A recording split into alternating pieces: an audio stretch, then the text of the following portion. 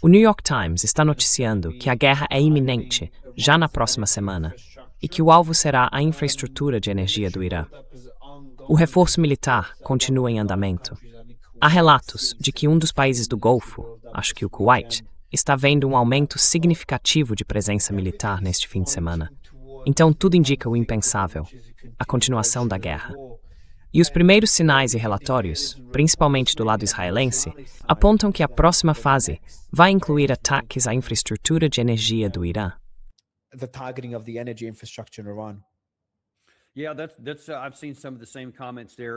Eu vi alguns dos mesmos comentários por lá.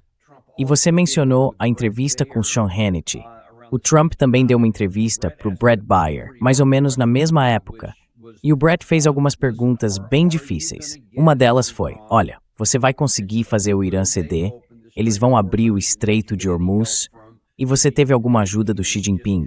E aí ele meio que enrolou bastante na parte do Xi Jinping. Obviamente a resposta era não. Mas mesmo assim ele afirmou, sem nenhuma evidência, que sim, eles vão abrir, com certeza vão abrir, vão ceder e a gente vai conseguir o que quer. Ele disse algo como, olha, eles já usaram o Estreito de Hormuz como arma várias vezes ao longo de 40 anos. Já fecharam antes. Eu nunca vi nada disso. Não sei do que ele está falando, ou se simplesmente inventou, não sei. Mas ele disse que com ele isso não vai acontecer, que eles vão abrir o estreito, sem dúvida. Agora, ele deixou em aberto se isso seria por causa de algum grande acordo, uma negociação, ou se ele pretende intervir de novo. E além da matéria do New York Times que você mencionou, eu também vi uma, logo antes de entrar no seu programa, dizendo que há relatos de que os Estados Unidos e Israel estão conversando agora, e que provavelmente, dentro das próximas 24 horas, uma decisão pode ser tomada já amanhã. E algo pode acontecer já na segunda-feira.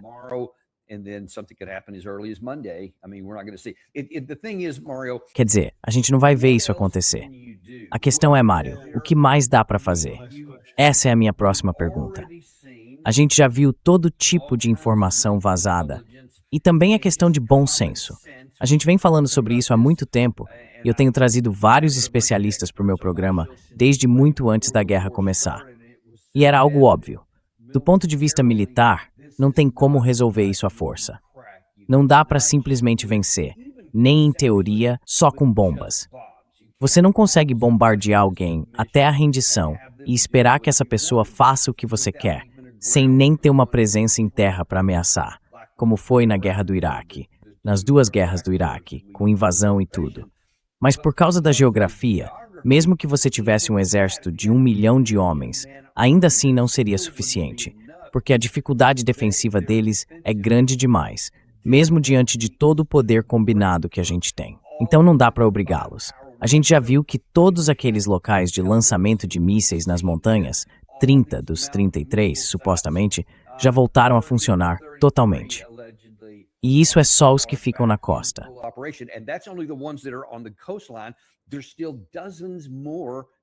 Ainda existem dezenas deles mais para dentro do país. Então não dá para conquistá-los militarmente. E aí eu pergunto, por que alguém iria querer voltar e tentar de novo, se é praticamente certo que o Irã vai responder na mesma moeda? Se você atinge a energia deles, eles vão atingir o outro lado. De acordo com tudo que o Irã vem dizendo repetidamente em público, a lista de alvos já está pronta. Tudo o que falta é apertar os botões de execução, e os mísseis começam a voar, como aconteceu nas primeiras 48 horas, quando a guerra começou, lá em fevereiro. Foi exatamente isso que eles fizeram naquela época, e há todos os motivos para acreditar que estão prontos para fazer o mesmo agora. Então, por que seguir por um caminho que só vai piorar, e muito, os problemas econômicos e agrícolas globais, que já estão se acumulando dia após dia, em vez de fazer o que eu venho defendendo praticamente toda vez que falo no ar, simplesmente recuar?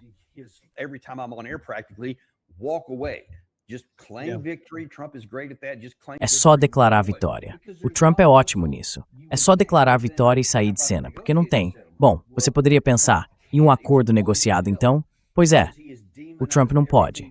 Seria um veneno para ele. porque ele demonizou tudo que o Obama fez lá atrás, no acordo nuclear de 2015, o JCPOA, que era muito melhor do que qualquer coisa que se conseguiria hoje. Então ele não pode fechar um acordo que seja muito inferior ao do Obama. Para mim, sobram só duas possibilidades. Ou ele simplesmente sai e declara vitória, ou parte para uma operação militar. E eu não consigo imaginar a personalidade do Donald Trump simplesmente indo embora e deixando tudo sem resolver. Então, me parece que estamos de novo diante da probabilidade de uma guerra catastrófica e autodestrutiva.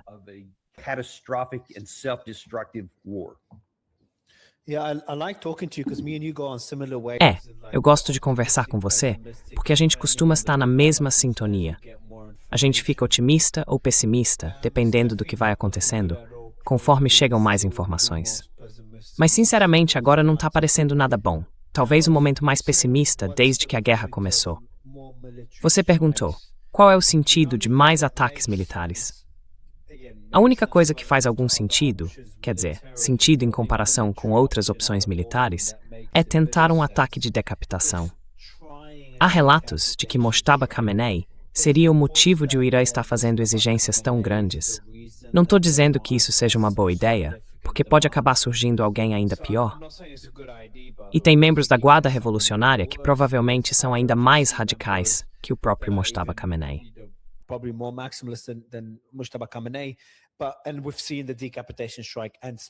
A gente já viu que aquele ataque para eliminar a liderança terminou de forma espetacularmente ruim. Mas na cabeça deles, talvez tenham informações de inteligência dizendo que outro ataque desse tipo poderia, no fim das contas, colocar no comando alguém mais disposto a negociar. Eu não acho que isso vá funcionar, mas é a única coisa que faz algum sentido, porque uma invasão em larga escala, simplesmente não há recursos para isso. Atacar os mísseis subterrâneos deles. Bom, segundo o New York Times e também a CNN, 90% deles já voltaram a funcionar. 90%.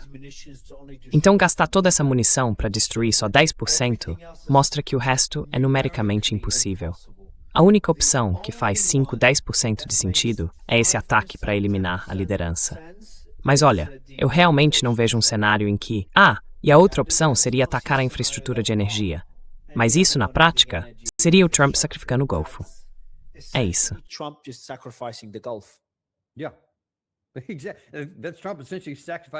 Exatamente.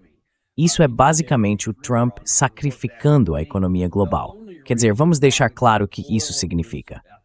O único motivo pelo qual o preço do petróleo, acho que fechou ontem em 105 no WTI, ainda estava nesse nível, foi por causa de todas as liberações das reservas estratégicas de petróleo ao redor do mundo, que ajudaram a compensar a perda de óleo de outros estoques. Só que essas reservas estão secando, estão ficando baixas até do nosso lado. Acho que só a China ainda tem bastante capacidade sobrando, e vamos ver o quanto eles estão dispostos a ajudar o resto do mundo. Mas, quando esses estoques chegarem a um nível crítico e o estreito continuar fechado, aí o teto vai estourar. O preço vai continuar subindo, porque simplesmente não vai ter como fazer comércio físico.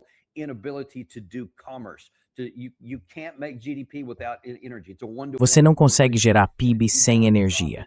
É uma correlação direta. Se você reduz em 10, 12%, vai ter uma queda de 10, 12% na atividade econômica. É assim que funciona. Não dá para tirar algo do nada. Tudo isso vai estar em jogo se a gente entrar nessa.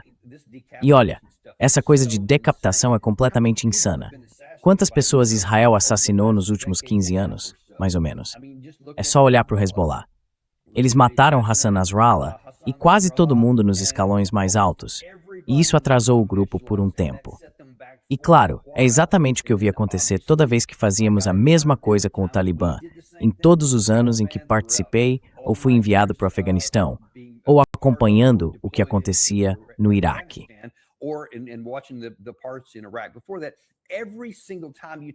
Antes disso, toda vez que você elimina um líder importante, você atrasa um pouco o grupo, eles substituem a pessoa e continuam em frente.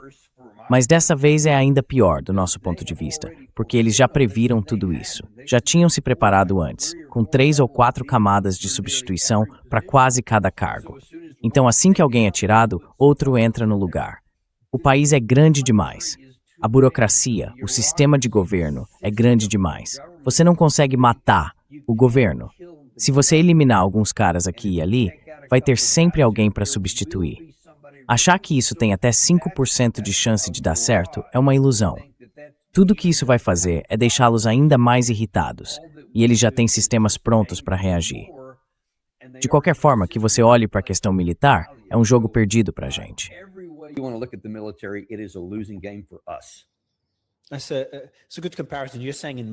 É uma boa comparação. Você está dizendo que em várias guerras, não só nas mais recentes no Oriente Médio, historicamente, ataques de decapitação quase sempre fracassam. E principalmente quando o governo é baseado em ideologia. Porque a ideologia por si só já é suficiente para manter a estrutura e os objetivos em comum. Diferente da Venezuela, que muita gente gosta de usar como outro exemplo, mas que não é movida por ideologia, e sim por interesses financeiros. E você também fala do Mustafa.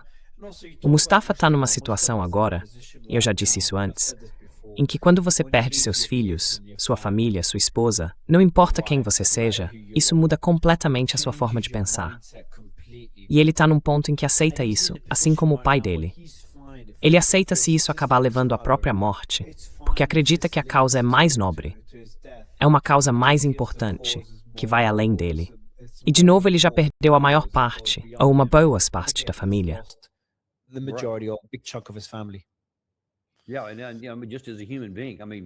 Sim, só como ser humano mesmo. Quero dizer, quem de nós diria, não, eu só quero viver. Não quero morrer aqui depois de tanta morte e destruição na sua família, nos seus filhos, nos seus pais. É simplesmente, é absurdo. E agora você está no controle do que vai acontecer a seguir. E ainda tem o peso do país inteiro nos ombros. Você não vai se preocupar tanto com a própria saúde, mas sim com a vitalidade da sua nação. Vai fazer o que for preciso para levar isso adiante.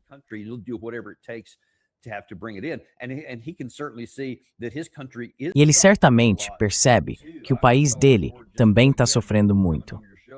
Eu vi uma reportagem, antes de vir para o seu programa, dizendo que a economia no Irã está realmente passando por dificuldades sérias, com muita perda de empregos, falta comida e outros itens básicos, e o povo está sofrendo, está lutando para se manter.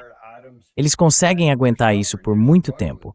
Tem uma longa história de resistência, mas ele vê que agora estão passando por um momento difícil. E acho que ele gostaria de ver essa situação melhorar, sim.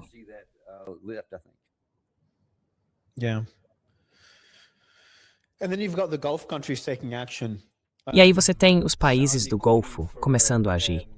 A Arábia Saudita falando sobre algum tipo de pacto de não agressão. E o Irã realmente mirando nos Emirados Árabes Unidos, cara. Isso começa a ficar um pouco preocupante. O porta-voz do Ministério das Relações Exteriores disse: quem trai em segredo será exposto em público. Isso veio depois do Araghchi comentar que, ele não queria falar sobre isso para tentar, reconstruir as relações depois da guerra. Mas depois do que os Emirados disseram, acho que foi o ministro das Relações Exteriores deles, criticando os ataques do Irã, ele falou, olha, a gente precisa falar sobre isso. Os Emirados eram o país que tentava liderar uma espécie de consórcio de nações do Golfo para retaliar contra o Irã.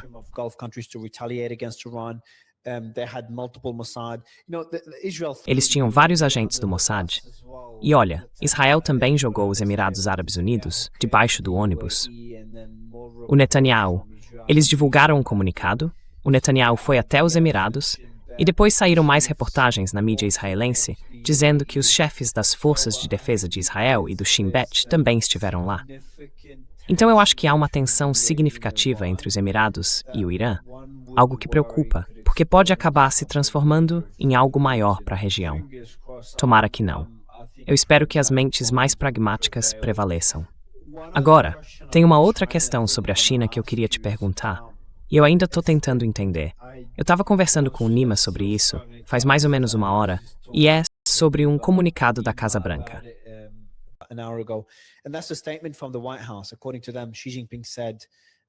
Segundo eles, Xi Jinping disse que a China vai comprar mais petróleo americano para se afastar da dependência do Estreito de Hormuz. Pouca gente está falando sobre isso, e eu não sei bem o que isso significa. Ao que parece, navios cargueiros chineses já estão atracando em portos dos Estados Unidos. Será que isso é o Trump informando? Ou a China percebendo? Ou os dois concordando que a guerra vai continuar? E aí o Trump faz um gesto para a China, oferecendo petróleo americano para ajudar na diversificação, se preparando para a possibilidade do que a gente mencionou antes, a continuação da guerra, os Estados Unidos atacando a infraestrutura de energia do Irã, e eles esperando que a infraestrutura energética do Golfo também seja atingida.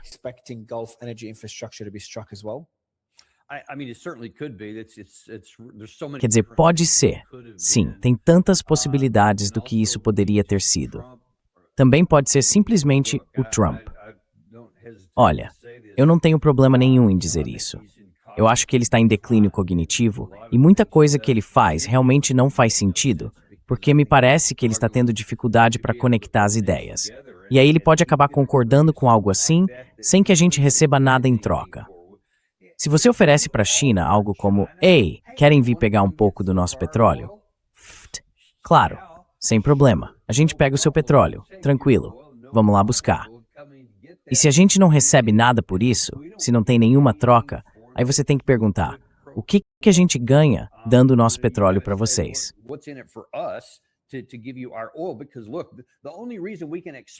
Porque olha, o único motivo pelo qual a gente consegue exportar muito mais petróleo agora, e o Trump vive se gabando desses navios VLCC vazios que estão vindo para cá e enchendo lá no Texas, na Louisiana e no Alasca, é que estamos esvaziando nossas reservas estratégicas de petróleo.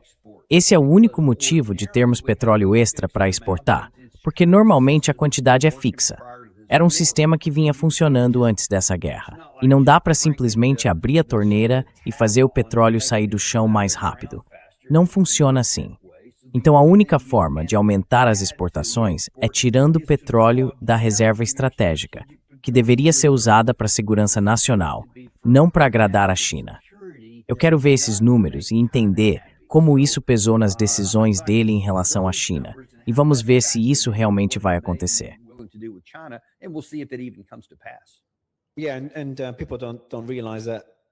E as pessoas não percebem que os Estados Unidos também são importadores líquidos de petróleo bruto, mesmo produzindo muito. Isso é um fato importante.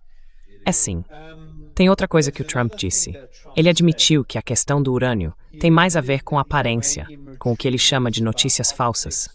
Ele disse, abre aspas, eu não acho que seja necessário, a não ser do ponto de vista das relações públicas. Acho que é importante para a mídia falsa que a gente consiga isso em relação ao urânio enriquecido.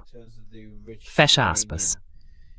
Ele diz que os locais estão completamente destruídos, que reconstruir levaria uns 25 anos, e que os Estados Unidos monitoram tudo, 24 horas por dia, 7 dias por semana. A gente sabe exatamente o que está acontecendo.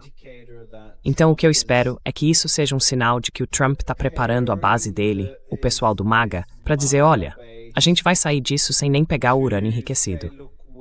Mas aí vem a história que ele vai contar para eles. E, para ser sincero, não é uma história ruim.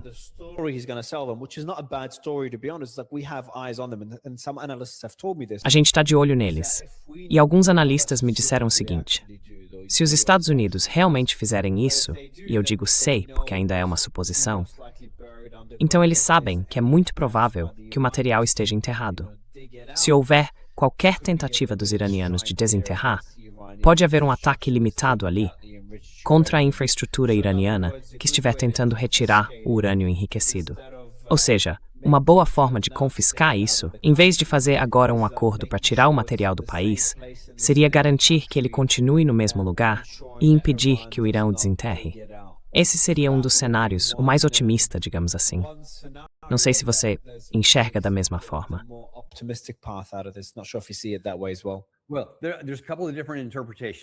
Bom, dá para interpretar isso de algumas maneiras diferentes.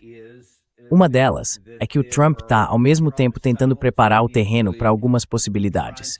Pode ser a chamada teoria do afastamento, que eu venho defendendo, quando ele diz algo como, sim, nós destruímos tudo isso, a marinha deles, a força aérea, a defesa aérea e por aí vai. Matamos um monte de gente, acabamos com tudo. Vai levar uns 20 anos para eles se reconstruírem. Isso se encaixaria nesse tipo de narrativa, como se ele estivesse tentando construir essa ideia. Essa é uma teoria. A outra é que isso seria mais uma vez um sinal do declínio cognitivo dele.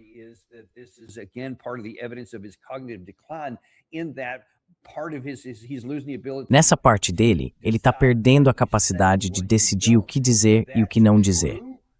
É verdade.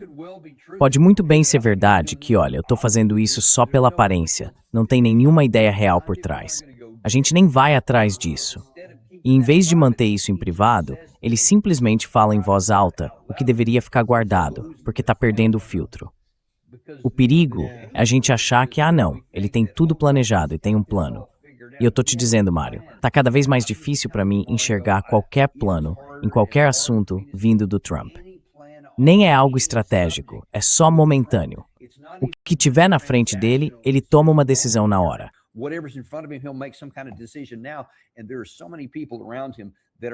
Tem muita gente em volta dele, falando no ouvido, tentando, eu acho, explorar essa fraqueza e convencê-lo a tomar uma decisão que favoreça o lado deles. Então estão usando ele para fazer o que quiserem.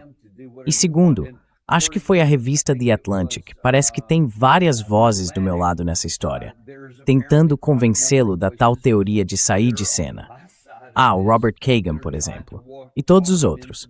O Kagan pode ser um deles, mas aparentemente tem vários outros lá dentro. E também tem o outro grupo que diz não, vamos voltar para a guerra. Então vamos ver quem é que vai vencer essa disputa. Certo. Então você está dizendo que, segundo a revista The Atlantic, tem gente dentro do círculo mais próximo do Trump, alguns dizendo para ele que a opção menos ruim é simplesmente desistir, e outros incentivando ele a continuar a guerra. Então ele vai seguir em frente.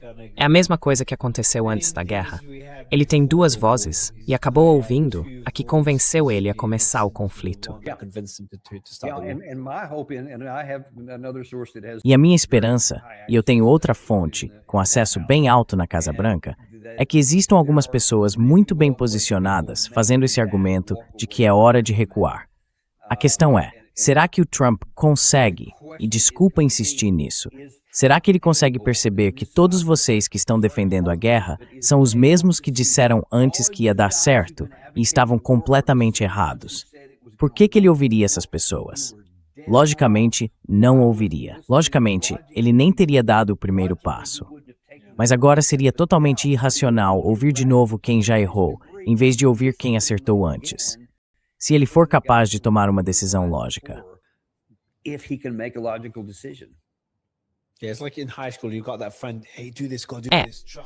É como no ensino médio. Você tem aquele amigo que fala, ei, faz isso, vai lá, confia em mim, confia, faz isso. E aí você acaba se metendo em encrenca. No dia seguinte você ouve ele de novo, e de novo ele vem com a mesma conversa. Aí é tipo, me engana uma vez, o bobo é você. Me engana duas, o bobo sou eu. Algo assim. Quero falar sobre a Ucrânia, porque, claro, é um assunto que você acompanha há muitos anos. E eu tenho observado os desdobramentos que, pelo que dá para ver nas informações disponíveis, parecem indicar uma mudança de rumo com base em certos indicadores.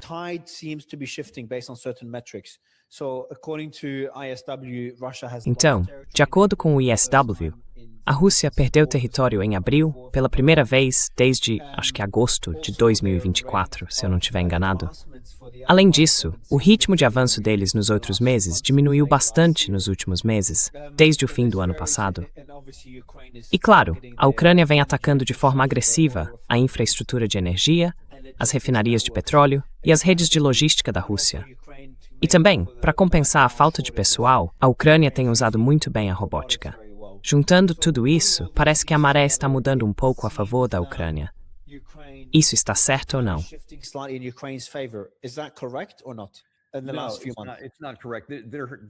Não, isso não está correto.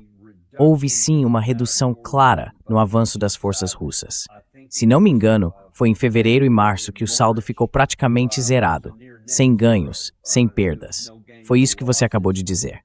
Essa informação sobre o ISW é novidade para mim, porque o que eu tinha visto era o contrário, que eles tinham voltado a acelerar o ritmo em abril e agora, em maio, estão aumentando de novo. Estão voltando à ofensiva e conquistando território, especialmente na última semana, mais ou menos. Eles definitivamente voltaram a tomar mais território.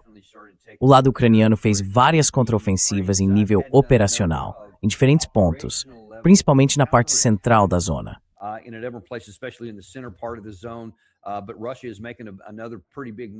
Mas a Rússia está fazendo outro movimento bem grande agora em Zaporizhia, no sul, e também lá no norte, na região de Kharkiv. Então eu discordo um pouco do que o ISW está dizendo no momento, mas há sim alguma atividade. E também existem indícios de que a Rússia está se preparando para algo bem maior, mais para o fim da primavera ou começo do verão. Esse é um dos motivos pelos quais eles estavam só mantendo o que já tinham, mantendo o fogo ativo e continuando com ataques de drones e outras ações do lado ucraniano. Não porque ficaram travados e não conseguem avançar, mas porque escolheram não forçar mais agora, para poder acumular poder de combate e fazer um movimento maior neste momento.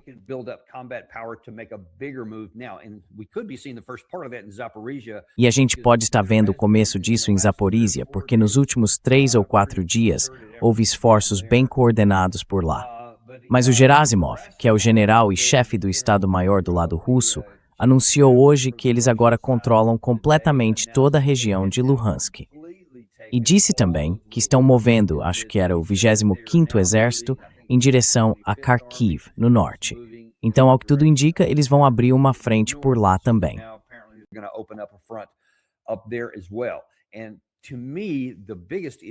Para mim, a questão mais séria é a seguinte.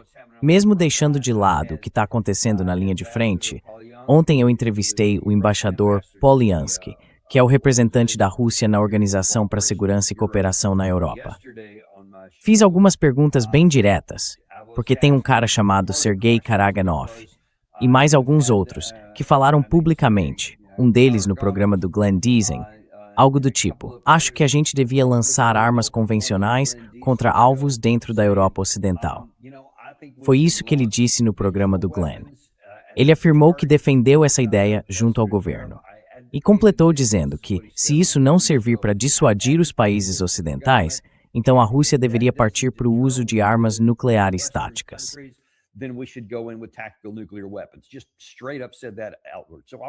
Ele falou isso de forma bem direta. Então eu quis dizer o seguinte: tudo bem, é uma coisa quando vem de alguém que tem influência, tipo Jack Kenney nos Estados Unidos. O Trump ouve o que ele diz ao telefone, então não dá para simplesmente ignorar. Mas ele não é um funcionário do governo. Aí o Dmitry Polyansky disse no programa: olha, talvez já seja tarde demais porque eles já ultrapassaram várias das nossas linhas vermelhas. Estão cedendo espaço aéreo no Báltico para drones entrarem e atacarem o norte do nosso território. E ele continuou: essas táticas, esses ataques de longo alcance que estão atingindo cada vez mais fundo dentro da Rússia, não seriam possíveis sem tecnologia, inteligência e sistemas de mira ocidentais, e por aí vai. E concluiu dizendo: então agora vocês estão diretamente envolvidos na guerra.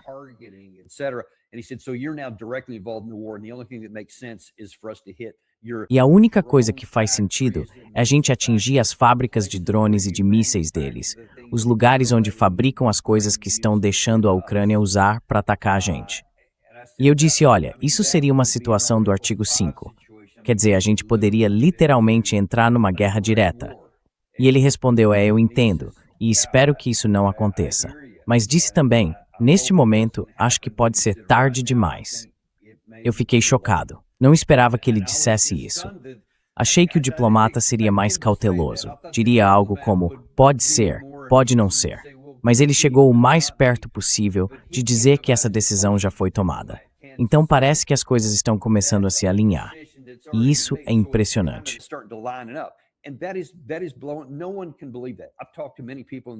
Ninguém acredita nisso. Eu conversei com muita gente no Ocidente e todos dizem que a Rússia nunca faria uma coisa dessas. Eles sabem que isso acionaria o artigo 5, então não vão fazer. E aí está o problema, Mário. A gente se prendeu desde o começo com o Biden.